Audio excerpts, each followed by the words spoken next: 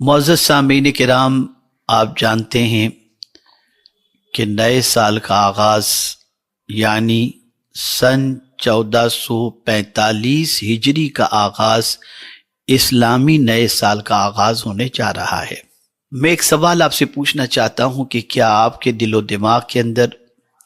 نیا سال کیسے گزارا جائے، آنے والا سال کیسے گزارا جائے، اس کے حوالے سے کچھ منصوبہ بندی،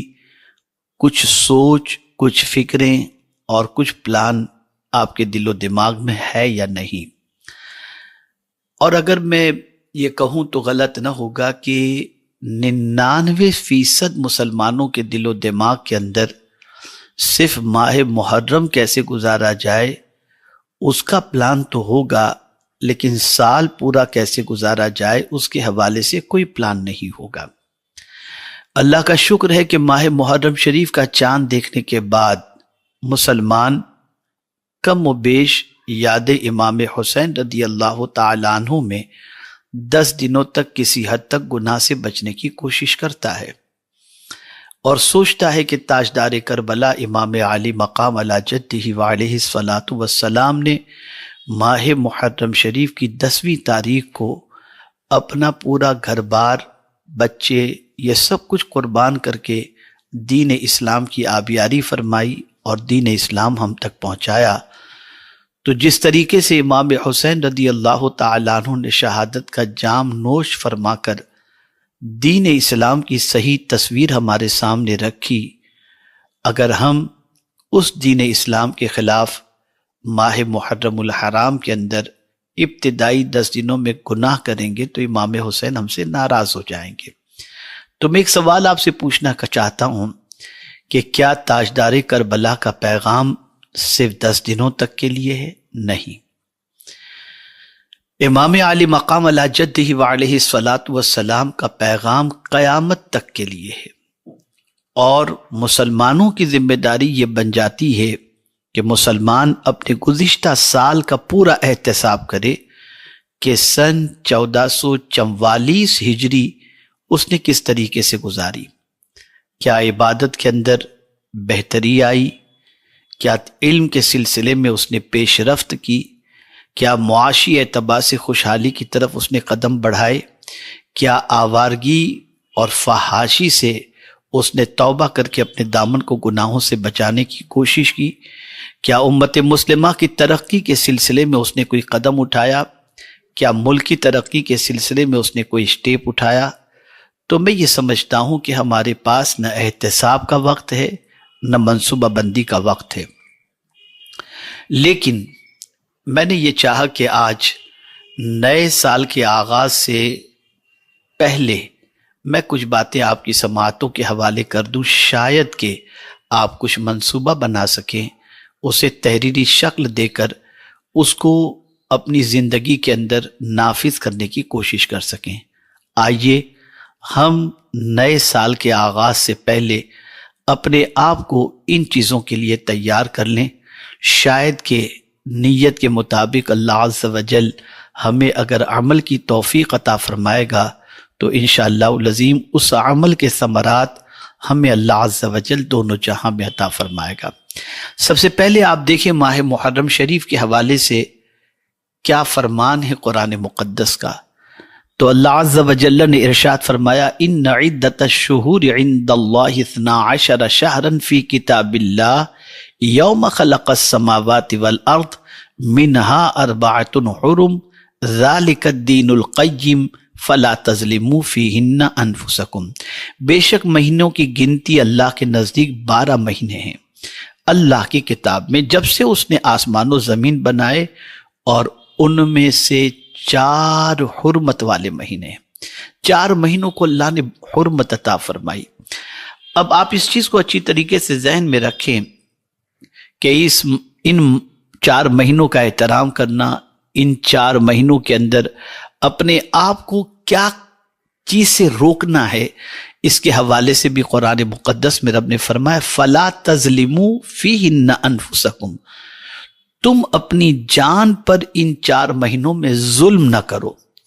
یعنی اپنے آپ کو گناہوں کے اندر گرفتار نہ کرو، اللہ کی نافرمانی کی طرف نہ لے جاؤ، اللہ کے ارشاد کے خلاف کوئی عمل نہ کرو، اس کے پیارے حبیب صلی اللہ علیہ وسلم کے فرمان کے خلاف کوئی عمل نہ کرو، اپنی جان پر ظلم کرنے سے ان 4 مہینوں میں بچو۔ وہ 4 مہینے کون سے ہیں؟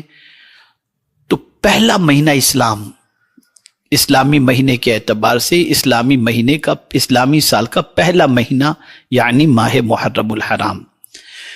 اور اسی طریقے سے اسلامی سال کے آخری 2 مہینے ذی قعدہ، ذی الحج اور اس کے بعد محرم، یہ تینوں مہینے متصل ہیں۔ ذی قعدہ، ذی الحج اور محرم، یہ 3 مہینے حرمت والے ہیں، اور اسی کے ساتھ ماہ رجب المرجب، یہ بھی حرمت والا مہینہ ہے۔ ان 3 مہینوں کے اندر عمومی طور پر بندے حج کے لیے جاتے ہیں، مسلمان حج کے فرائض انجام دیتے ہیں، اور پھر حج سے انہی مہینوں کے اندر وہ لوٹ کر کے واپس اپنے گھر کی طرف آتے ہیں۔ تو ان مہینوں کو احترام والا، حرمت والا مہینہ قرار دیا، اور ماہ رجب اللہ کا مہینہ ہے، اور اس مہینے کے اندر بندہ ماہ رمضان کی تیاری کے اندر مصروف ہو جاتا ہے، اور اس کی آمد کے استقبال کے سلسلے میں اپنے آپ کو تیار کرتا ہے۔ خیر، تو عرض کرنے کا منشا یہ ہے کہ انہیں حرمت والا مہینہ کیوں کہا گیا، اور خاص طور پر محرم کو محرم الحرام کیوں کہا گیا؟ تو محرم کو محرم اس لیے کہا جاتا ہے کہ اس ماہ میں جنگ و قتال حرام ہے، اور حرمت کی تاکید کے لیے اسے محرم کا نام دے دیا گیا۔ تو میرے پیارے آقا صلی اللہ علیہ وسلم کے پیارے دیوانوں، ان مہینوں کی قدر کرو۔ اب آئیے میں آپ کو بتاؤں کہ ماہ محرم سے جو ہمارے نئے سال کا آغاز ہوتا ہے، اسلامی نئے سال کا، تو ہمیں کیا عزم اللہ کی بارگاہ میں کرنا چاہیے؟ پہلی نیت تو یہ کریں کہ اے میرے پروردگار، تیرے پیارے حبیب صلی اللہ علیہ وسلم کے صدقہ و طفیل مجھے ان ماہ مبارک ہی میں نہیں، پوری زندگی گناہوں سے بچنے کی توفیق عطا فرما، میں اپنے دامن کو گناہوں سے بچا سکوں، اور پھر خود اپنے آپ کے دل میں یہ پختہ ارادہ بھی کریں کہ صرف زبان سے آپ اللہ کی بارگاہ میں دعا نہ کریں گے، بلکہ پوری جد و جہد کے ساتھ اپنے آپ کو گناہ سے بچانے کی کوشش کریں گے، جیسا کہ رب نے فرمایا فَلَا تَظْلِمُوا فِيهِنَّ أَنفُسَكُمْ۔ اسی کے ساتھ نماز 5 وقتہ کا ارادہ اور عزم مصمم کریں کہ 1 وقت کی نماز انشاءاللہ قضا نہیں کریں گے۔ اسی کے ساتھ ساتھ اپنے علمی گراف کا جائزہ لیں اور دیکھیں کہ آپ کے پاس علم دین اور علم دنیا کتنا ہے۔ اپنے آپ کو علمی اعتبار سے آراستہ کرنے کے سلسلے میں عزم کریں۔ اسی کے ساتھ والدین کے ساتھ حسن سلوک کے سلسلے میں عزم کریں۔ اسی کے ساتھ قرآن مقدس کی تلاوت کے سلسلے میں عزم کریں کہ انشاءاللہ العظیم ہر مہینے یا 3 مہینے میں ایک قرآن مقدس ختم کروں گا۔ اسی کے ساتھ ساتھ میرے پیارے آقا صلی اللہ علیہ وسلم کے دیوانوں یہ بھی عزم کریں کہ انشاءاللہ پریشان حال مصیبت زدہ لوگوں کی میں مدد کروں گا۔ اسی کے ساتھ ساتھ اولاد کو بھی دین کی تعلیم سے آراستہ کرنے کی کوشش کروں گا۔ اسی کے ساتھ علم دنیا کے سلسلے میں بھی قدم بڑھانے کی کوشش کروں گا، اور خاص طور پر اپنا تعلق اپنے رب اور اس کے پیارے حبیب صلی اللہ علیہ وسلم سے اور قرآن مقدس سے مضبوط تر کرنے کی انشاءاللہ کوشش کروں گا۔ اور یہاں پر ایک بات میں عرض کر دوں کہ اگر تاجدار کربلا امام حسین رضی اللہ المولا تبارک و تعالی عنہ نے کربلا کے میدان میں اتنی تکلیفوں کو سہ کر سب کچھ لٹانے کے لیے انہوں نے ارادہ کیا تھا، یہ صرف اس توکل کا نتیجہ تھا جو ان کا اللہ عز و جل پر تھا، اور ساتھ ہی ساتھ رب سے، اس کے پیارے حبیب صلی اللہ علیہ وسلم سے اور قرآن سے جو ان کا گہرا تعلق تھا، اس تعلق کی بنیاد پر وہ جانتے تھے کل من علیہا فان ویبقى وجہ ربک ذو الجلال والاکرام۔ اور اسی کے ساتھ ساتھ وہ یہ بھی جانتے تھے کہ جب ہر چیز فنا ہو جائے گی اور باقی رہنے والی ذات اللہ کی ہے، تو وہ جانتے تھے کہ میں بھی ایک دن اس دنیا سے کچھ کر جاؤں گا، لیکن اس سے اچھا کیا ہے کہ اس اللہ عز و جل کی راہ کے اندر جان دے کر ہمیشہ کی زندگی پا جاؤں۔